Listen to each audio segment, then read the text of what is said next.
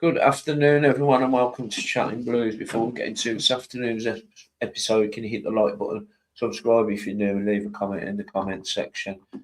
And it ended last night. Apologies for not coming on last night. Sorry, guys. I didn't get in till late, so I thought I'd leave it till today. Let the dust settle a little bit. It ended Birmingham City 1, Middlesbrough 3.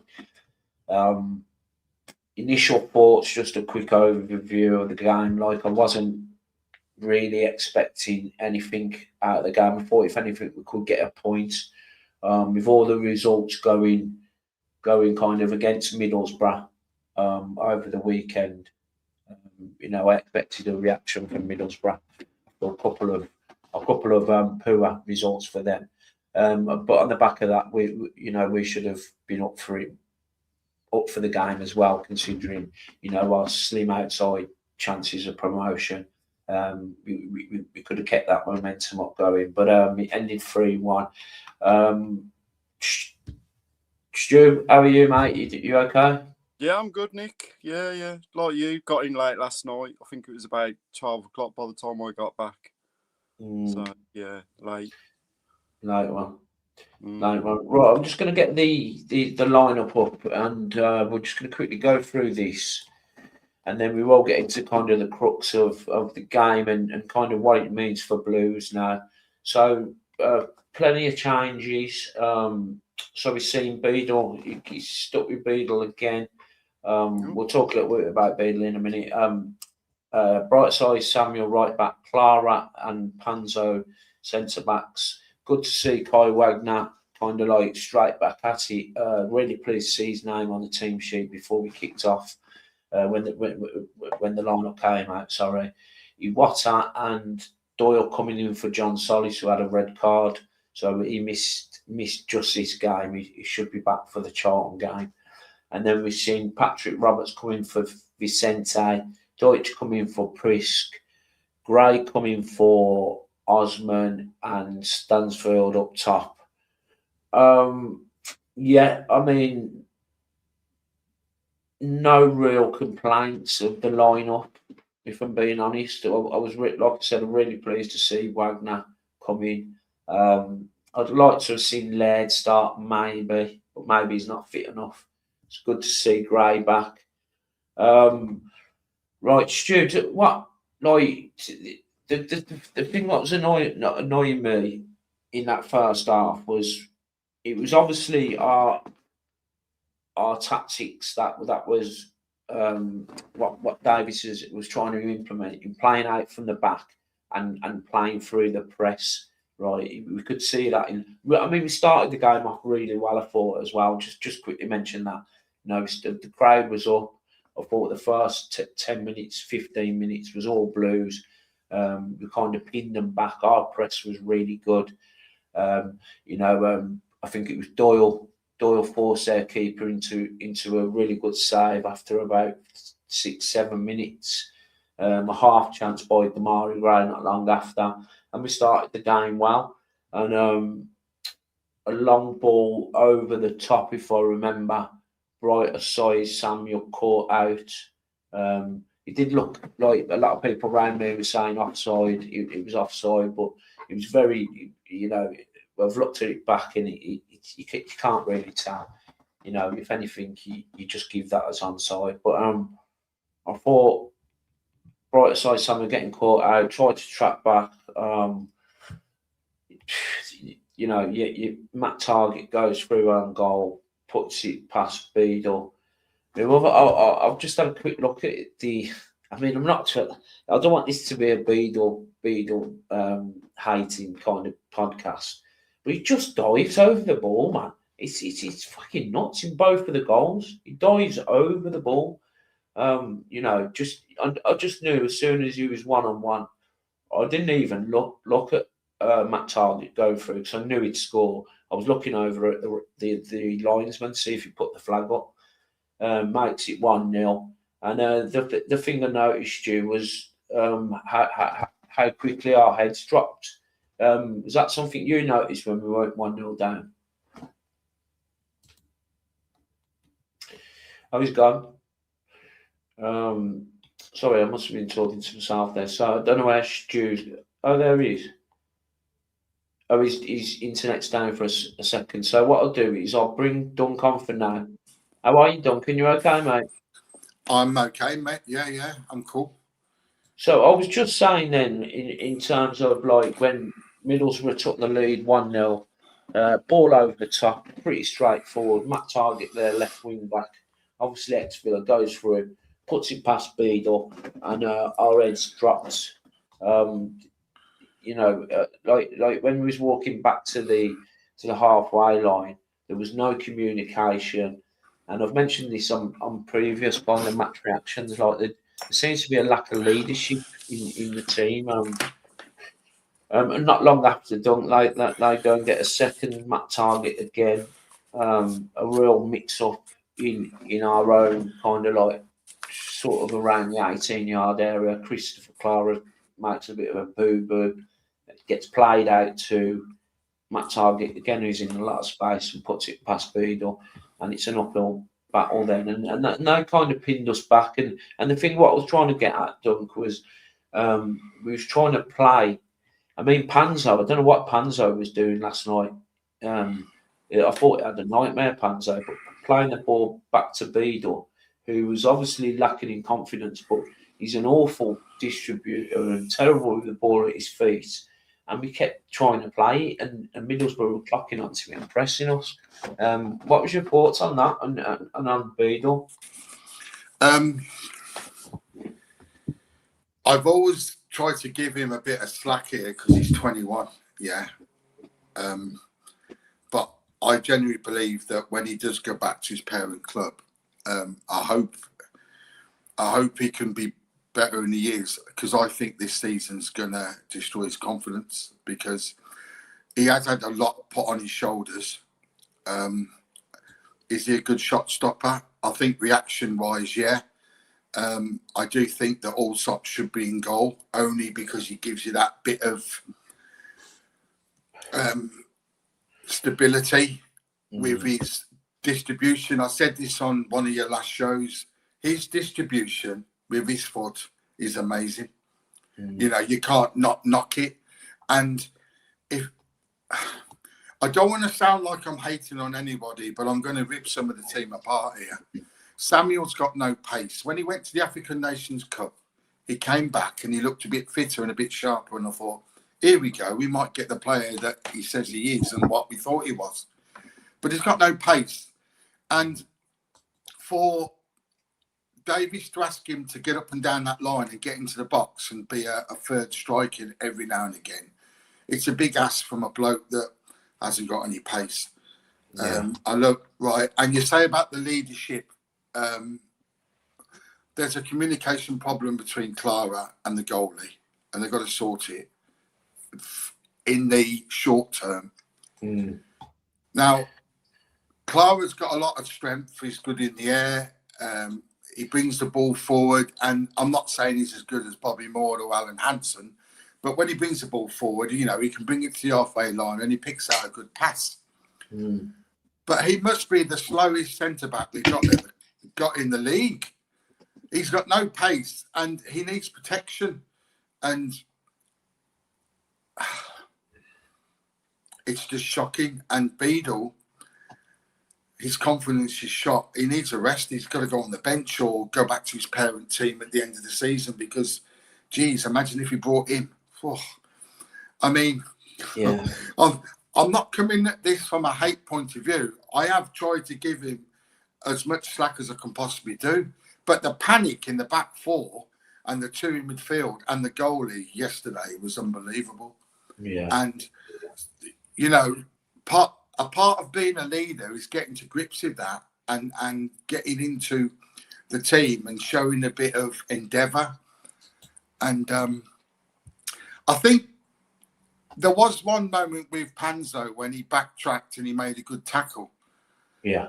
He's got a lot of pace, and that is probably saved us from having 4 or 5 against us last night. You know, I mean, I could start going around the team.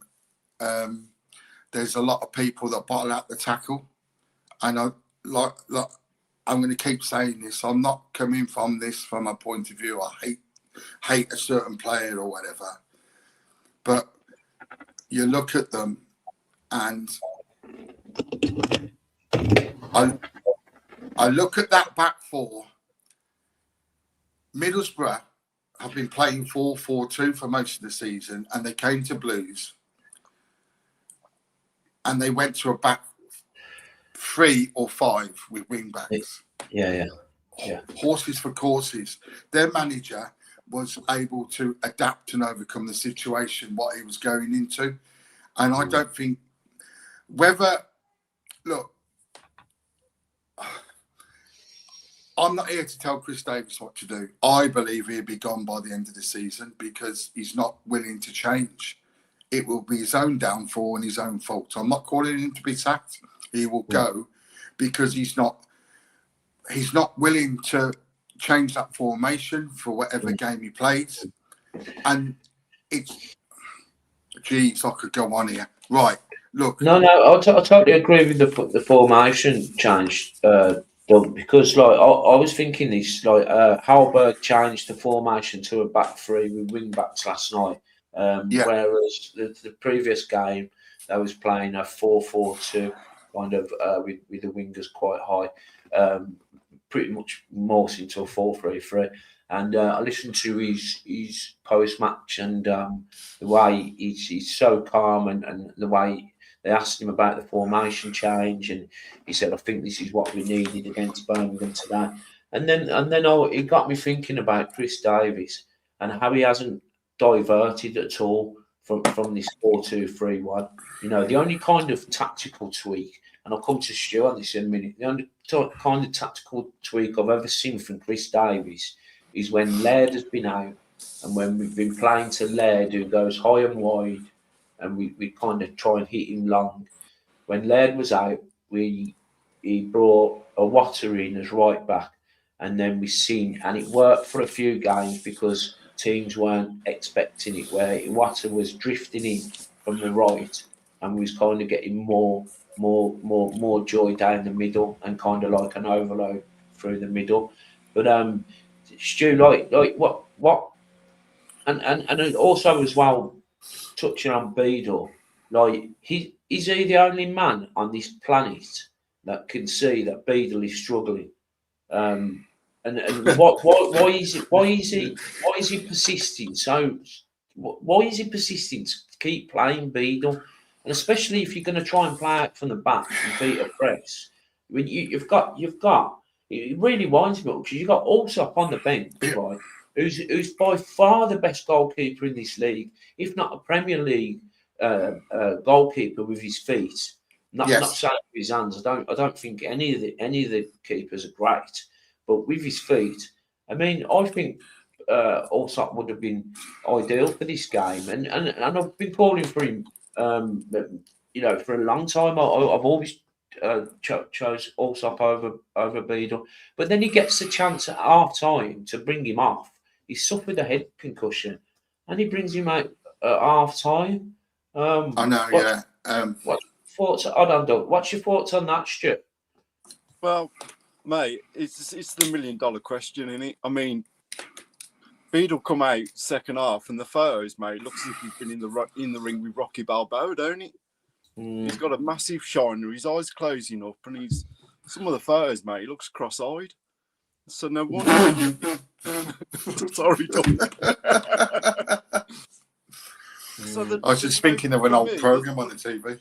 There's no wonder the ball's bleeding going out, for throw-ins and this, that, and the other, because the guy couldn't bloody kick straight last night, and it was infuriating.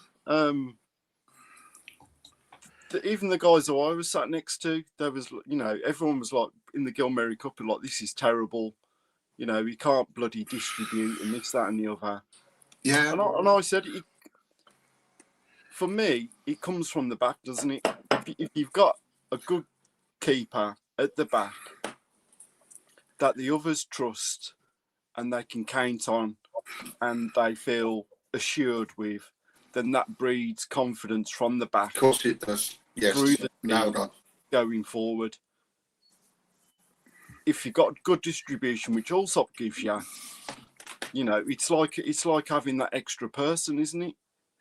You know. Yeah. I just felt that we looked nervy at the back again, mate. It was like going back to bloody Peacock Farrell in goal. And I don't want to beat up Beedle, you know, as well. Yeah, he has yeah. a couple of good games, but obviously being at the ground, you don't know that, like, Beedle's concussed or whatever. He's probably going to have a shiner coming out. He should have been swapped, shouldn't he? I mean, I think half the crowd last night was like, bloody hell, mate, just sub Beedle. Beedle, Allsop on. You know, and say, he's got a concussion, he's got a bloody shiner. You know, we understand. We probably would have looked, if he'd have subbed him, then we would have looked a lot better. Yeah. So it is frustrating from that angle. Do you know, the only thing I can think of why he keeps picking Beedle is there must be something in the contract. Right. That says he's got to play X amount of games, because you don't get, like, the performance what Allsop put in against Leeds, and then for him not to keep his place, he's insane for me. It's insane, mate. And like you said, Stu, and you done, like, it was a perfect opportunity to bring him off. People by me were calling to take him off after half an hour. He was so shaky, he couldn't get a ball right. I mean, I don't think Panzo helped him out either with some of the silly back passes. Yeah, but that come.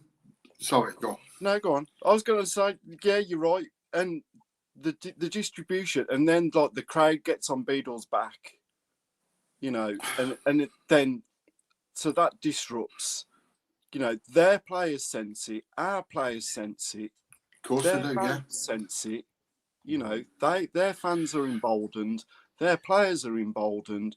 We lose that extra, for me, you know, you lose that sort of psychological battle because people are then, you know, like I said, the crowd's kind of turning on Beedle, and they're like, oh, you know, oh, we've got this. You know, they sense it, don't they? They're out there in the middle.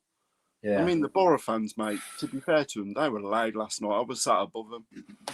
And I come out and I've got bloody Boro chants moving through my head. I've been brainwashed.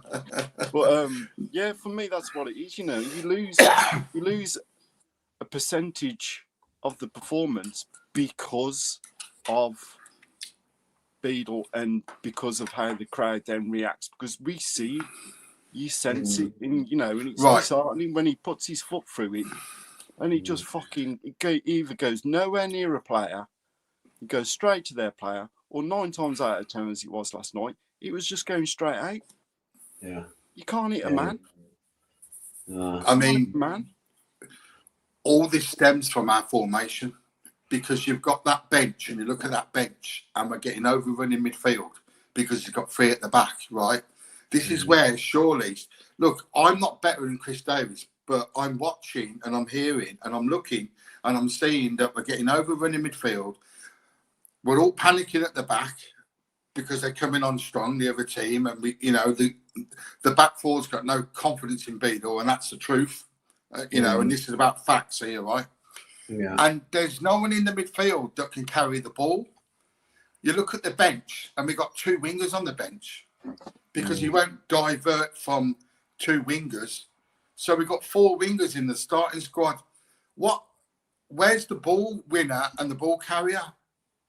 Oh, dear me. Right. So you look at that formation. Now, I did some work on the stats this morning. So start calling me Stato, all right? Listen to this. Listen to this. I have been calling for 4-4-2 for most of the season. I've been on your show. I've been on Jay's show. Now, listen to this, right? Last season, Burnley and Sunderland went up playing 4-4-2, right? Simple. It's tried and tested. They even did a magazine 25 years ago called 4-4-2. Do you remember? Right. Yeah. Now, look, this season in the Championship, who plays 4-4-2? Usually, not all the time, because their managers are willing to adapt horses for courses for games, whereas ours won't. That is a fact as well. Right. Yeah. Right. You've got Middlesbrough, you've got Millwall, you've got Derby, you've got Wrexham, you've got Stoke, and you've got Watford that 50% of the time will play 4-4-2. Some good teams there, and some of them with playoffs, right? 4-4-2, right? You've got Coventry, who are now playing 4-4-2 under Lampard. The top of the league.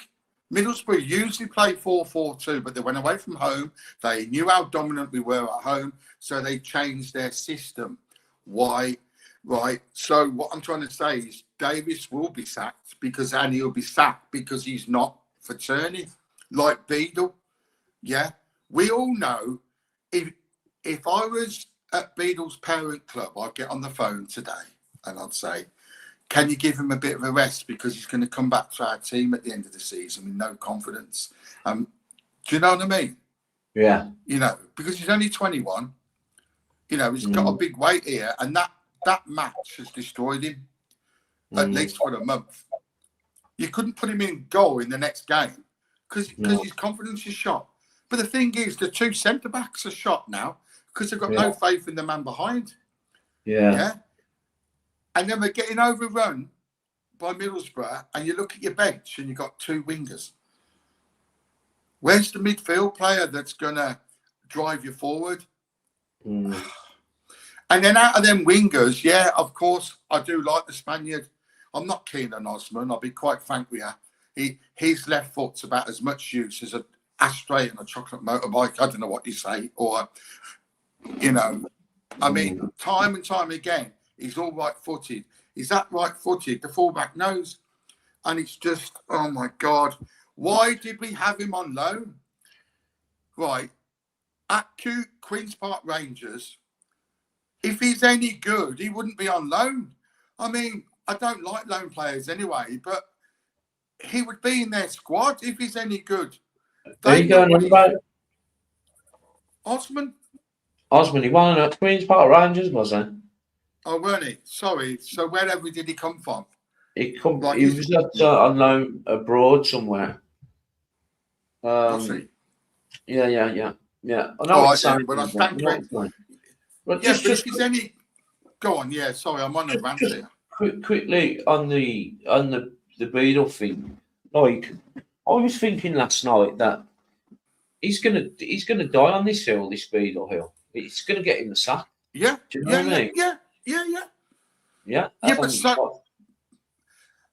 the Beedle and the formation will get him the sack. Them two things stand out. Hey, Stu, I want to ask you a question, right? Go on.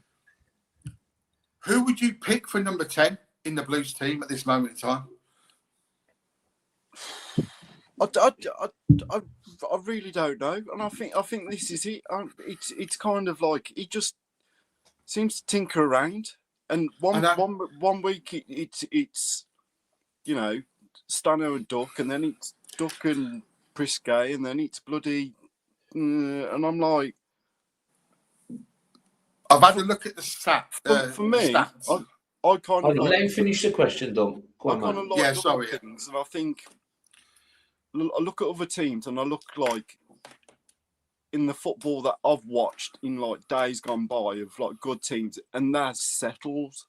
They are it's so and so up front, and then your super sub's going to be so and so is going to come on and do a job. You know, I look at the old Man United teams, you know, when Beckham and that were there, and, you know, and it was York and Cole and some of these other teams, you know, like Drogba and at Chelsea as it was. You know, I think you need that settledness to a degree.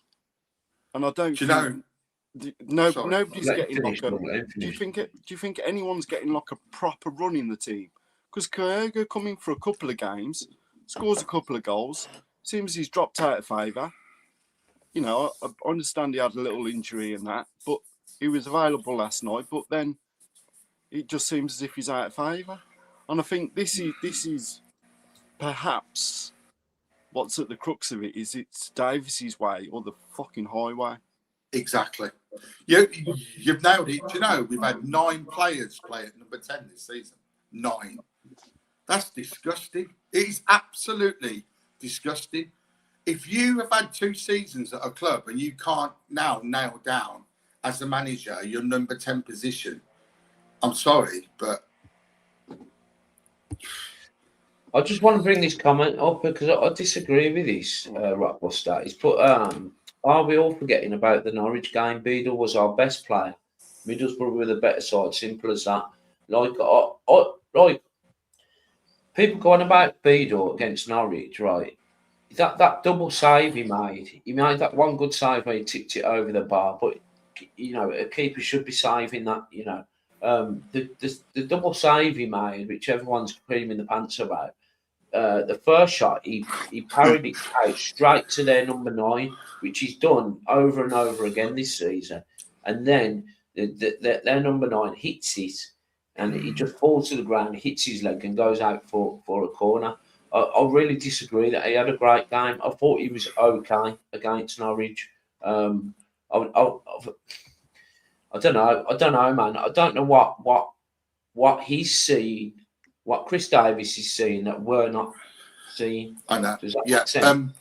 Yeah, it does. And also, you've got to look at. I do think that Beedle is a good shot stopper, actually. I don't even think so. Stopper. I don't. Okay, yeah, it's about opinions, isn't it? And that's good. But when it comes down to how he wants us to play, then he's letting the side down because he can't play with his feet. And Allsop can. And against Leeds, it stood out like 2 big double-decker buses smashed him in the face. The bloke's distribution was 9 out of 10. Beedle hasn't got that. I know they've all got different qualities, but what I'm trying to say is if he wants to play this way, he's got to put in the strongest goalie that can play that way. Surely, I don't know. I mean, that's the way I see it. No, definitely. Moving on from Beedle now. Stu, what did you think of Brighton side Samuel? I think we've seen the best and the worst of him again in that game where first half, he had 2 balls, and then for our goal again, he played that ball down the line to Stansfield. He cut it back, lovely move. Thoughts on him and anyone else who kind of anyone else really? What you thought? I thought Bright was, he was pretty good in spells, and he has got. There is something there, I think. Like you say, he was good. He was good in the lead up to the goal, and that ball down. And he was good in other aspects, but then is he just tiring, or whatever the case may be? I mean, we lacked in midfield, didn't we, yesterday? Although, they either bypassed us, cut straight through us, or just fucking went over the top of us. I thought it was a very aerial-orientated game last night. The ball seemed, for me, to be up and being knocked about in the air an awful lot. Where we've got, like, a player with one of their players waiting for the ball to come down. One of their players would then join in. And you'd see one of our players trying to go up for it, and then all of a sudden there's 2 of their players going up for it. Yeah. And they seem to recycle that and win those duels and battles. For me. Okay, so 3 shots on target for them. All of them going in. Have we seen these last 2 games? I'll bring you on in a minute, Blue Shadow. Have we seen the gap between, because the Millwall game was we just got completely bullied, and rightly so. They're up there. You've got to be up for Millwall. We've talked about the Millwall game, and then we go to a top two side. The top 2 side comes to St Andrews and picked us off. Really good game plan. He altered his formation. Are we seeing now? Pretty much where we lie in the table is kind of how good we are, sort of like mid-table, 10th, 11th, 12th. The crying shame here is we've got some very good players and we should be higher than we are. And I put the blame squarely at Chris Davies for not changing the formation and for having favourites. That is the blame, because there's some good players at Blues and this formation sucks. It sucks that bad. I mean, just look at the Middlesbrough manager. We just said about changing the formation, horses for courses. If he doesn't change, and he's not going to change, it's been 2 seasons, then, if I'm sitting on that board, you're gone at the end of the season. And I'm not wishing that on anybody. No one should get the sack in life, but it's happened. He's brought it all on himself. All on himself. Simple as that. I'd like to say, I think the last 2 games have just, for me, kind of like brought home like the gulf in sort of, I wouldn't say class, but where we are and where other teams are. Whether that will be sort of, whether that would close like next season with a couple of more additions and whatever. But I think it's just got. I think people are just getting frustrated with, like, as Dunk's saying, like how inflexible we are. Yeah. And I think perhaps that is responsible for some of the gap between where they are and where we are, because we're not adapting to teams and adapting to the situation and the game within itself. I mean, you can spate on about, he says he looks at games in depth and comes up with a plan and this, that, but it's not evident on the pitch that we're changing styles, that we're approaching a game as a game. Yeah. We seem to be approaching it just as we're approaching the season. Yeah. I was speaking to a guy about this in the fan park, and he was saying same thing, sort of pretty much. We're just like, we seem stuck in a rut, inflexible. Teams know that when they come to us or we go to them, this is how we're going to be.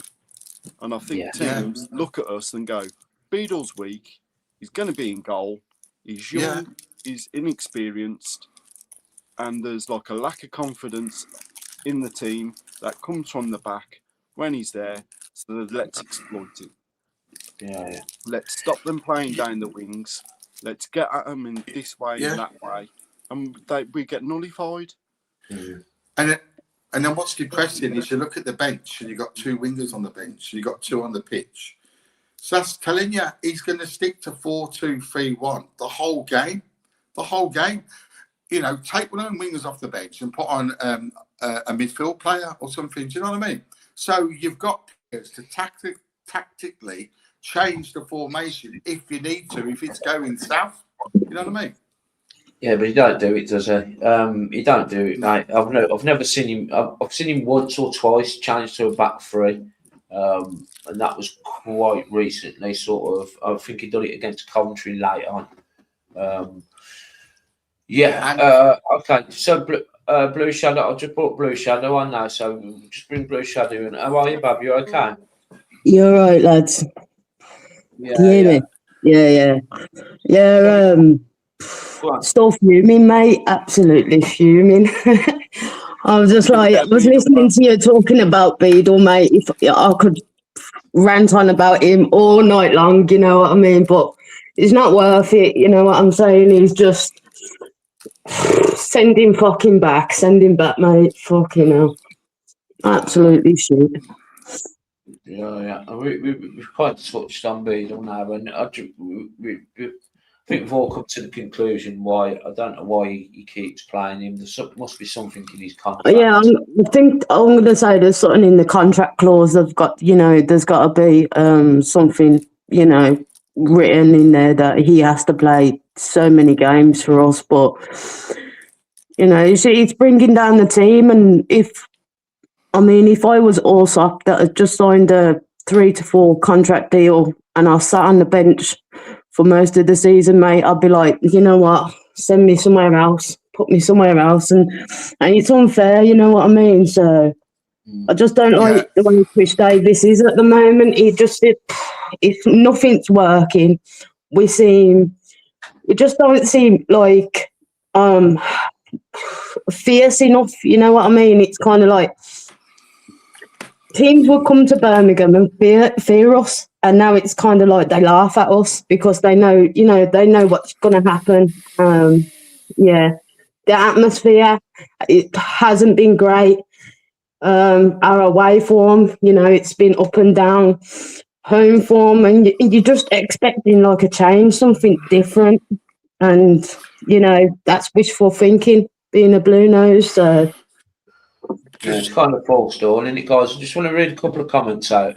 Chris Wood put, CD seems a lovely bloke, but he's taken us as far as he can. He might be a good enough manager in 5 years, but we can't be waiting around that long.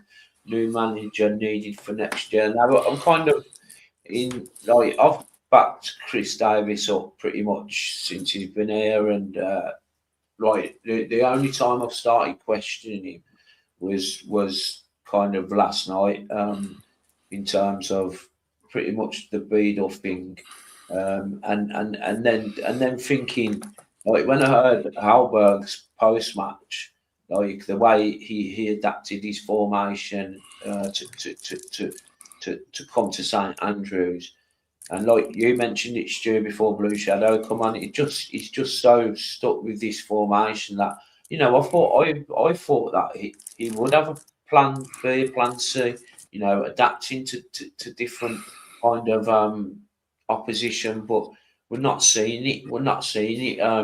Look, I'm not. I think we stick with him till the end of the year.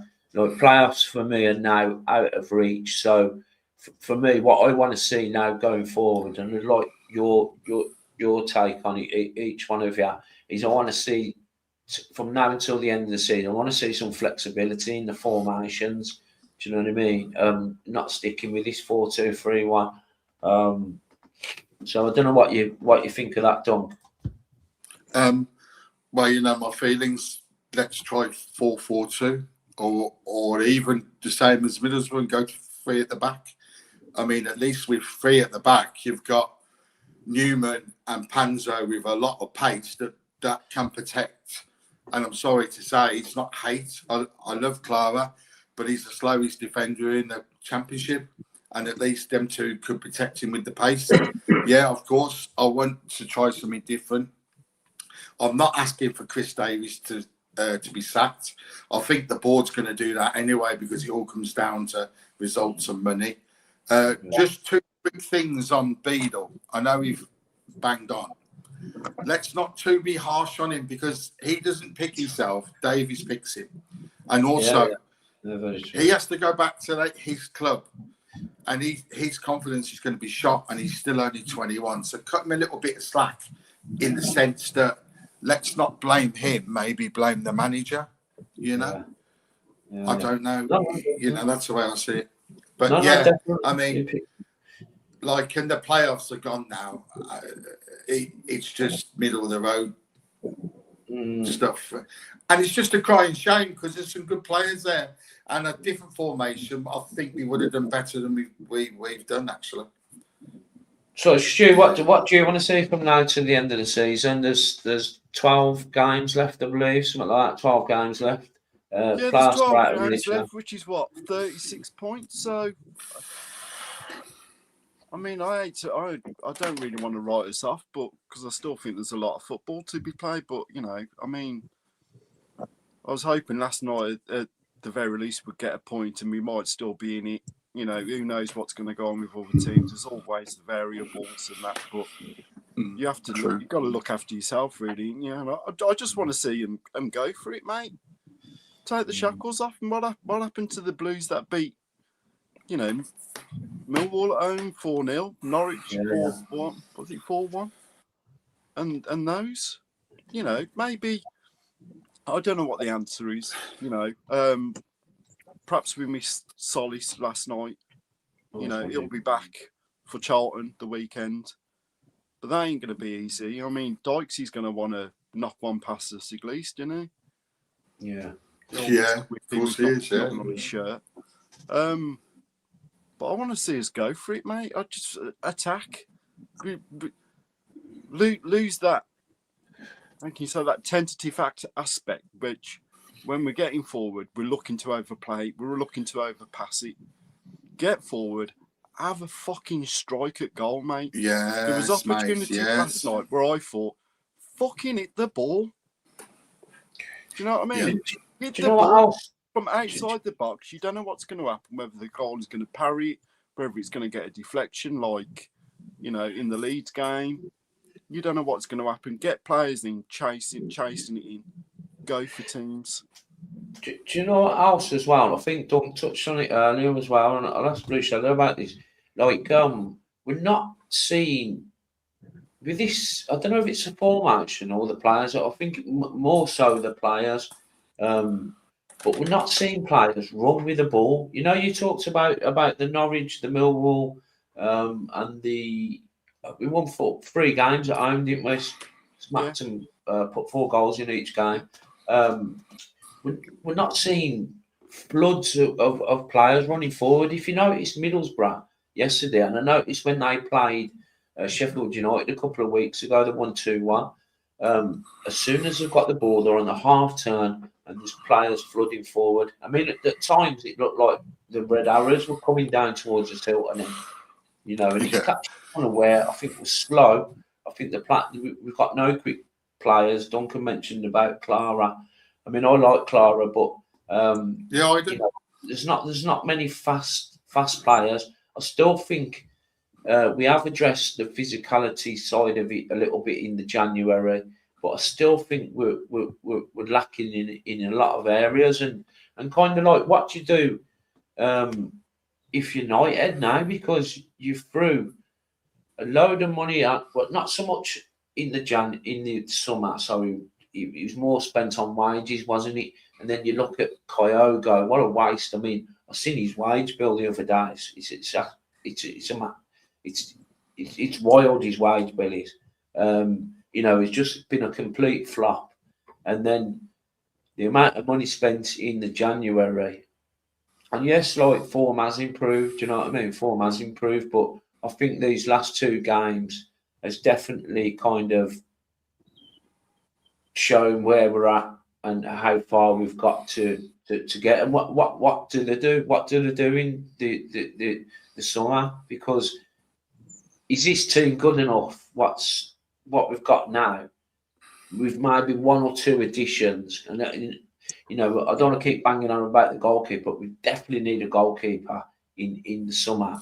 But like what? I mean, Marvin Deutsch is 31. Patrick Roberts is 30. You know, do we start shifting them players out and looking to bring in other players? I don't know. I don't know what we do in terms of the recruitment strategy in the summer.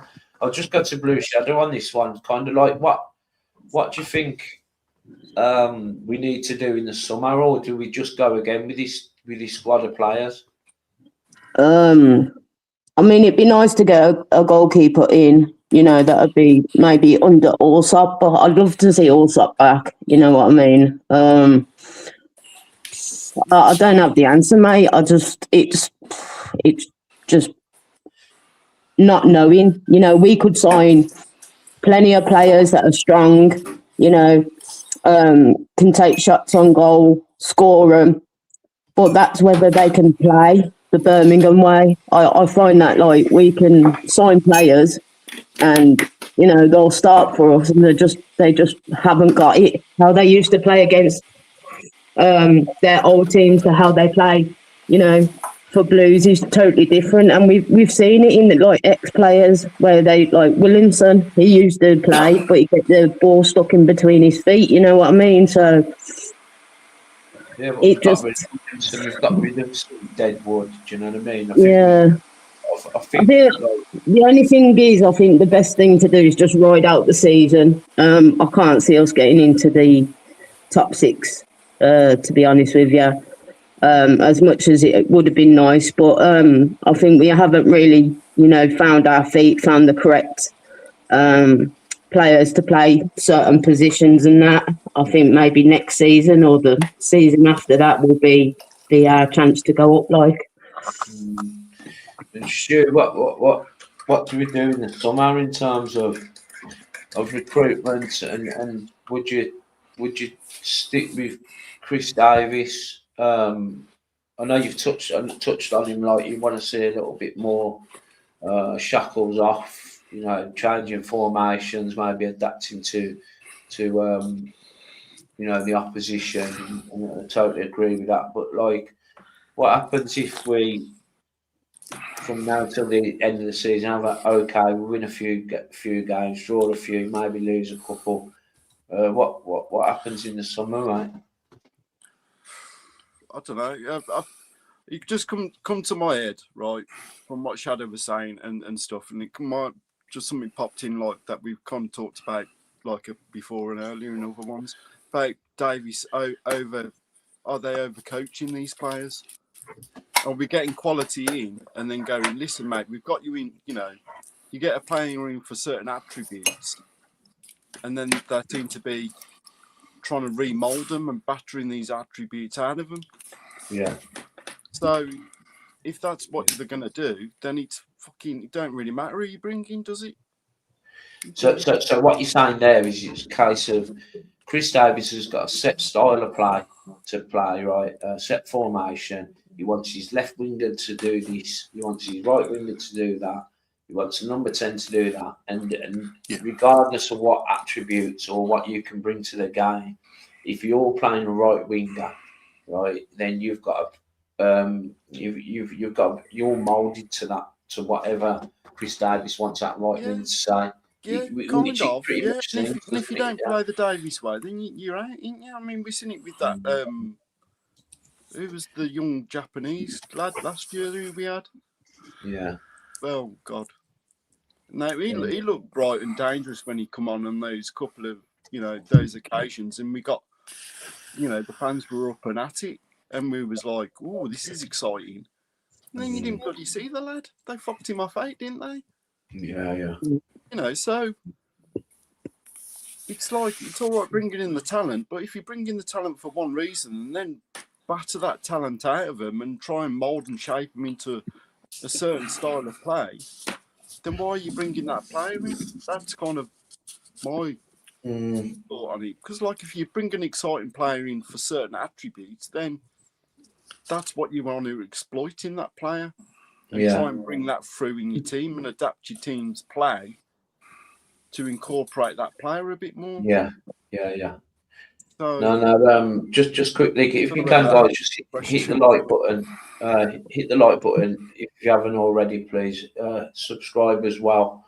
There's also a join button if you go in the comments as well. If you want to join the super chat and super thanks, just thought I'd mention that while Stu finished off there. Dunk. I just wanted to read this out from him. So I totally agree with this. He's took us up and made us stable in the. I mean, let's not take it away. Record points total in League One. Granted, he's given the tools. So Ems is saying he's took us up, made us stable in the Championship. He can move on with his head held high. Well done, Chris. Dunk, thoughts on that? Yeah. Emu's nailed it, hasn't he? I mean, he has, but like I said, I'm not asking for him to be sacked, but I think the board will get rid because of he's done it himself. But also in the summer, whoever comes in, all these loan players are going to go back, so that gives us a bit of scope, maybe instead of loaning, to buy the players that have gone back from being on loan. And hopefully whoever does come in will be someone that's a bit open to different formations and that, because it's just not working, is it? I mean, it's just not working. I just can't believe that he doesn't change the system. Sometimes you've got to change the system. You've got to, oh dear me. Yeah, so I mean, there is a lot of good ballers at Birmingham. I mean, the two with the first touch Dimmy and Deutsch, their first touch is tremendous, and we don't utilise that so much.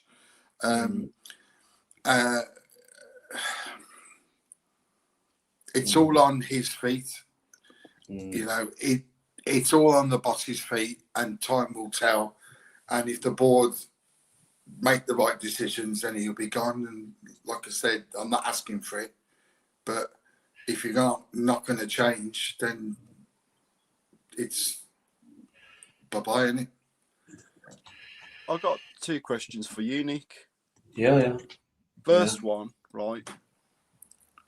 Would you consider, on occasion, moving Dimmy into midfield?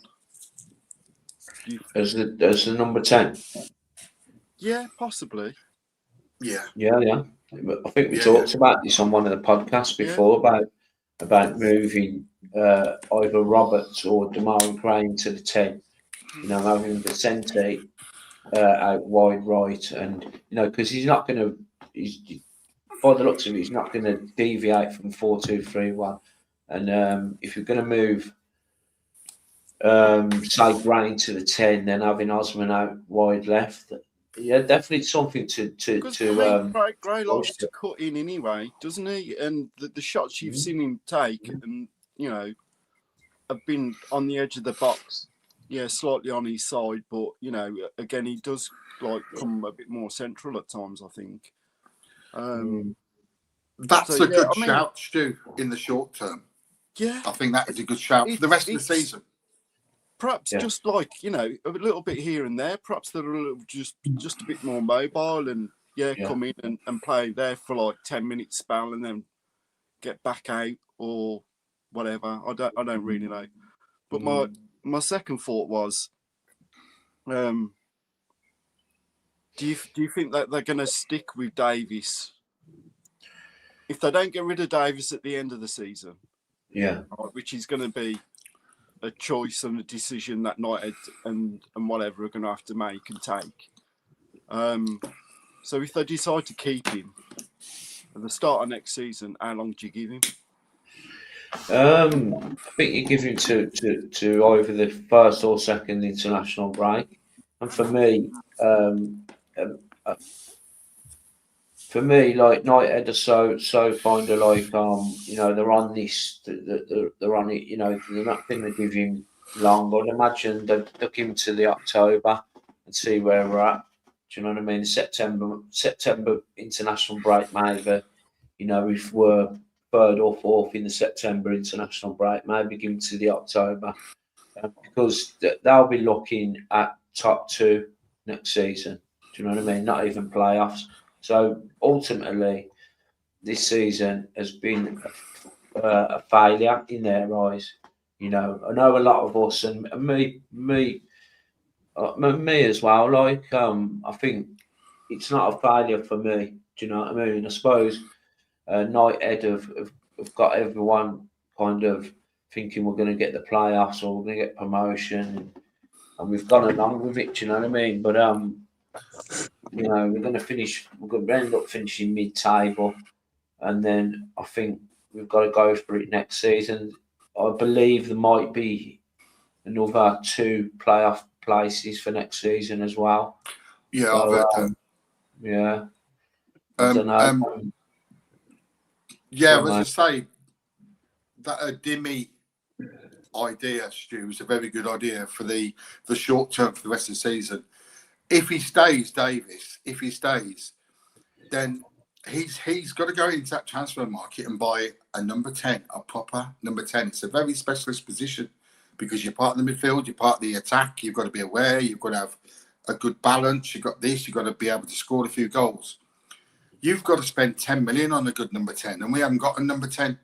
And like I said before, about 20 minutes ago, we've had 9 players playing that position. He's had 2 years to sort out the number 10 position, and he hasn't done it. He has not done that number 10, and he's tinkered with all the players he's got to try, and it's no good. He's had 2 years, you know. Can I ask you, Dunk? Do you think? Mate. I mean, we all love him, but do you think it's like do you think it's a Stansfield like conundrum that we've got this thing of like, where's he best?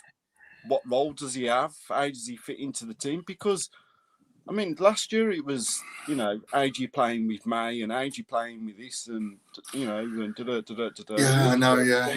It seems as if we're having this same thing of like, how does Stansfield fit in? Where does he play? Well, he'd fit in the 4-4-2, and that's the truth. And that's what I believe.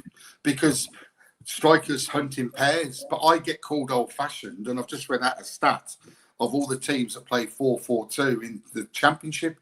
So actually, it works. It's tried and tested. You know what I mean? So maybe he needs that bloke next to him. Yeah.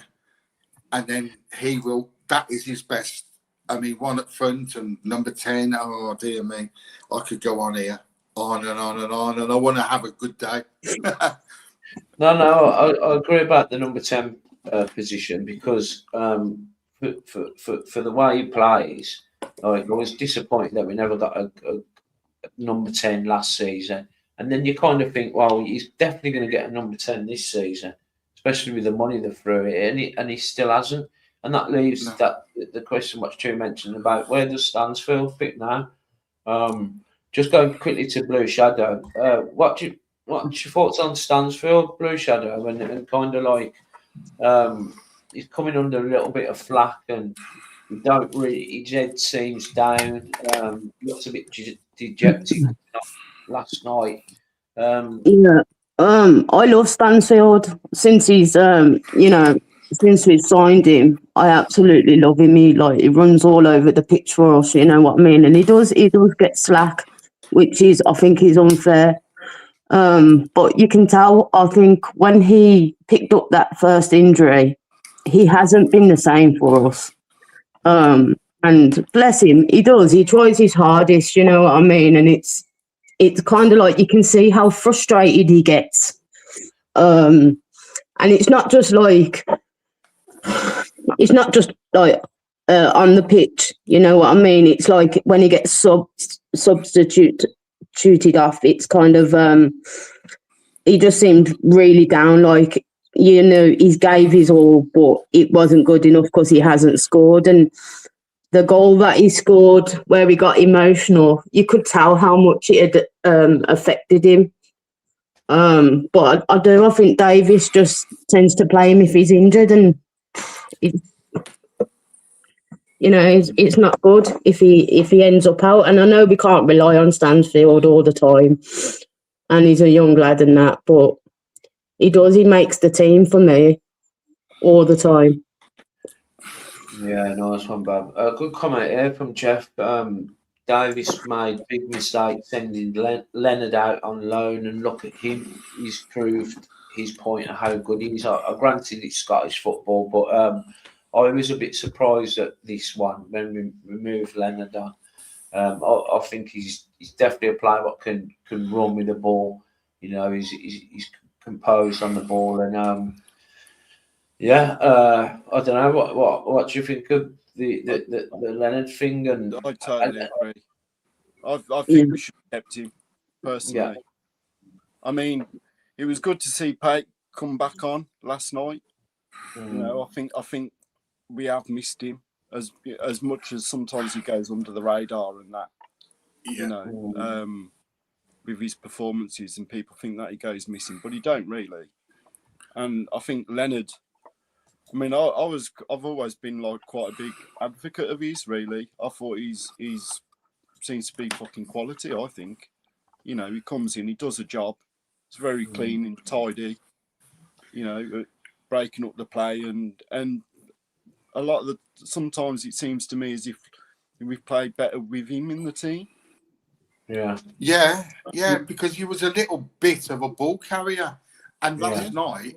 We was under the cosh and we had no one to get the ball and carry it so we could reset the formation and reset this and give us 25 seconds.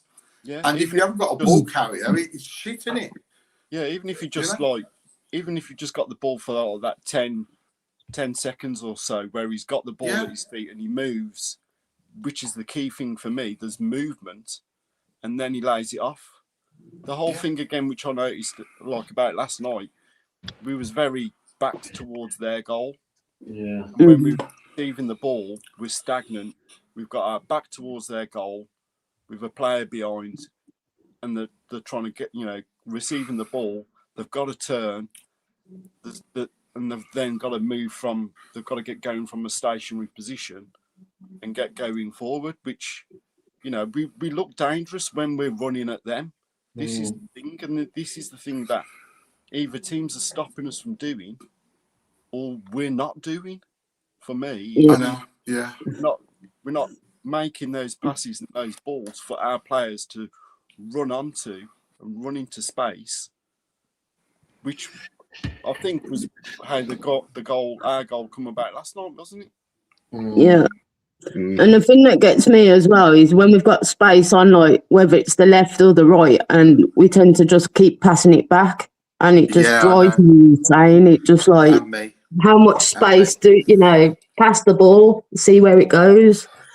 It kind of makes you wonder what we're learning in training. What does he teach them in training that they can't do on the pitch? So, well, obviously, it's keeping the ball. Hold on, Dun. 1 second, mate. So we got Rich KR. You right, Rich? How are you, mate? How you doing, guys? You all right? Yeah. Yeah. Good time, mate. Yeah, I'm right. Yeah, cool, Rich. Good lad. So I'm just on my break from graft. Yeah. You good though? Yeah. Yeah, all good, mate. What was the atmosphere like where you guys were sat last night? It wasn't too bad where I was. So I was behind the goal in the Tilton. So yeah, it wasn't too bad. Yeah, so you weren't too far away from me then. To be fair, after the first 10 minutes? I missed the first 10 minutes. But when I got there, it was just all this passing around the back, and then like Jesus Christ, like about 30 people behind me were screaming at Beedle. Yeah. Where was you then, Rich? Where was you sat? Sorry. TL4, right hand side of the corner flag. Yeah. Yeah. Did Beedle take it? Was he concussed? Was it confirmed he was concussed or not? Yeah, he had a bit of a bruise on his face, but I mean, we've talked a little bit about Beedle, and there's a perfect opportunity to take him off. I completely. My old man, he was like, mate, looking at him, it was like he looked like he didn't know whether he was in Newquay or Newcastle. What? 1 second, Rich. What, Stu? What did you say, mate? What you trying to say? We can't hear him. Well, I can't. Can anyone else? Okay. I can hear him. Yeah, I can. Oh, I can hear him. Fine. I'm in the car though, to be fair. So. Yeah. So where do you stand in terms of what we do now from now till the end of the season, and we've touched on my personal opinion is, if once it gets mathematically impossible to not get the playoffs, I think that's when they're going to start looking elsewhere. But the guy next to me, he was saying, do you know what? I'd get rid of him now, get someone in now, just give someone else a go for the last 10. And I thought, well, who do you get in right now? Now, at this moment in time, who are you getting in? Yeah. It's true, though, isn't it? It just, look, you never know.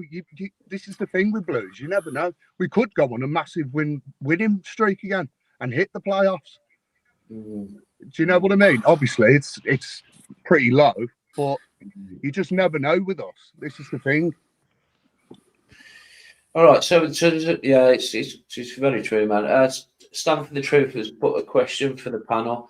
Do you think CD's problem with his tactics is as much a Knighthead problem, as they brought in CD to do a 4-2-3-1 system for the first team and kind of back that up with a possession-based football? If you remember when they first came in and they got Rooney and stuff like that. So it is, and it filters down to the under-21s and the under-18s as well. So, will a manager change the way we are playing this side-to-side, trying to pick teams apart rather than, like Stu mentioned about shackles off, let's go for it, get a few balls into the box. Does it matter who we bring in? Because Knighthead are very data-driven. And in terms of the way they think we can get promoted is playing this possession, trying to play this possession-based football. Is it going to make any difference? I'll go to Dunk on that one first. Possession-based football is good, but if you change the formation, you can still have possession-based football.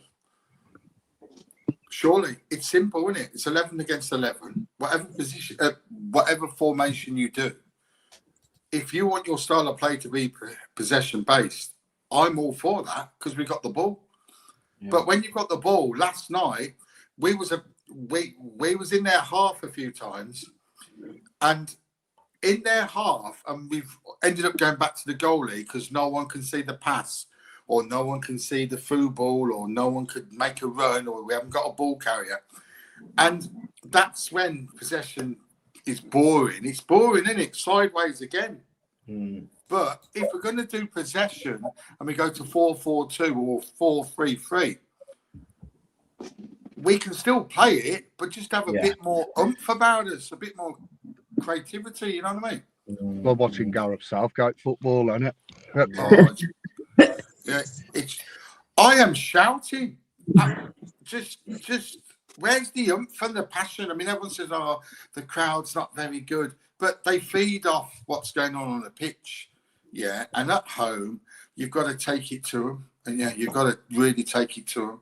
And yes, you can play your passing around, but there comes a time when you go forward, the crowd will be with you. You know, we will be with you. But if we're not doing that, then what do they expect? The club, what does the club expect of us? You know? Yeah, I mean, it's a thing here as well about Solis. What's everyone think of Solis? Because I was with Dave at the game last night, and he said to me, I was quite surprised by it actually. He said that Solis has only had one good game. Are we bigging these players up? What come in January too much? Yeah, there is a bit like too much hype around certain players, and you know, like everyone gets on board, and you know that we think they're gonna, you know, hit the goals that we need, and it's just not there.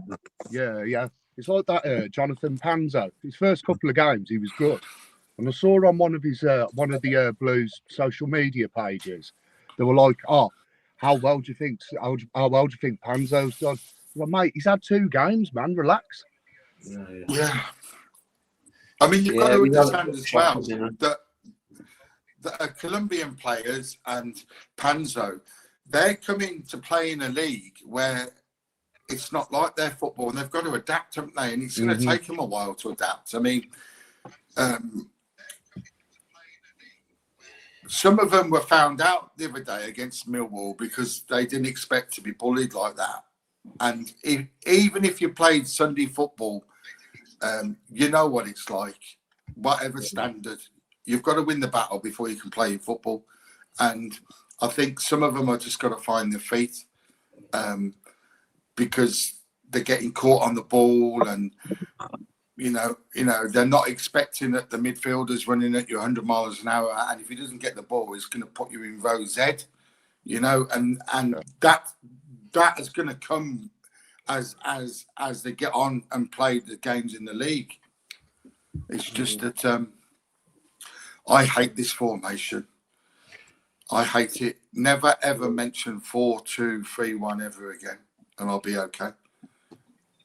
Didn't we play 3-5-2 last season a couple of times? It actually worked pretty well. He switched it to I've seen him switch it in game a couple of times late on, but I've never seen him. I can't recall him starting with 3. No, never. I don't think he's ever done that. Starting a game. Yeah, I don't know. I think we've kind of covered last night, guys. Thanks ever so much for phoning in, all you, Stu, Dunk. Good to see everyone, man. We'll hear everyone. Yeah, man. Before I go, Nick, I just want to take a big shout out to Stu for the painting again. You have actually, you made everyone emotional doing it. And I did, like I'd say, I did send it to you, Nick. I don't know if you'd be able to get it up on screen through your messenger or whatever. But yeah, No, I know it's like, Facebook on this. it's made Steve and Brooks, who it was for, very emotional. And I know he's in the chat, and he did ask, is it Stu that's on live now that done it? Yes, it is. But yeah, just thank you again. You've yeah, cheers, mate. No worries, Shadow. And yes, I will just back up Shadow. That painting was amazing. I've seen it, and fair play. And just one quick point, guys, for all of us. In the next game, if Davies picks Beedle, just remember he's picking him, and let's not be too hard on him because he's still a kid. Like, you know, and if he's getting picked, it's not his fault he's getting picked. You know, so don't blame him, if you know what I mean. That doesn't sound right, but you know what I mean. Yeah. No, I completely understand. It's Chris Davies what's picking him, and I think, like I mentioned earlier, I think this will be Chris Davies, whether he dies on this Beedle hill. Do you know what I mean? If he keeps picking him from now until, great cut that dunk. Absolutely. Keeps picking him from now to the end of the season, and we don't get results then.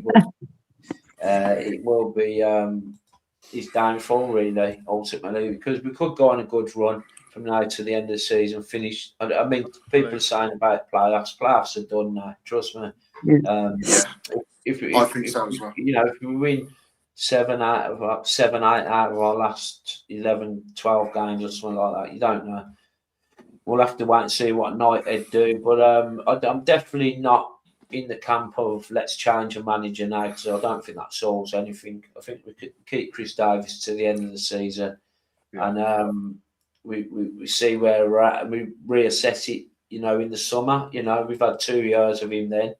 I think United will have learned their lesson about pulling triggers too early with John Eustace, which proved out to be a fucking catastrophic decision, which I've always put down to Gary Cook.